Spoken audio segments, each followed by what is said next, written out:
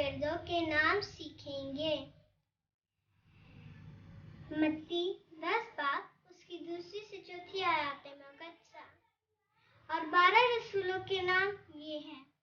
पहला शमाउन जो पतरस कहलाता है और उसका भाई इंद्रियास, याकूब बिन जबदी और उसका भाई यूहन्ना, फिलिप्पुस और बरतलमाई, तोमा और मत्ती मुहस्सिन, याकूब बिन हल्फाई और तदाई, शमाउन कानवी और यहूदा इस्करियोती जिससे उसे पकड़वा भी दिया। आमीन।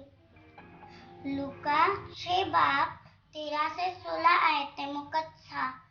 यीशु ने अपने शागिर्दों को पास बुलाकर उनमें से 12 को चुना, यानी शमाउन जिसका नाम उसने पतरस भी रखा और उसका भाई इंद्रियास और याकूब और यूहन्ना, फिलिप्पुस और बरतलमाई और मत्ती और तोमा और याकूब बिन हल्फाई और शमाउन जो गयूर कहलाता है और यहूदा याकूब का भाई और यहूदा इस्करियोती जो उसको पकड़वाने वाला हुआ। आमीन।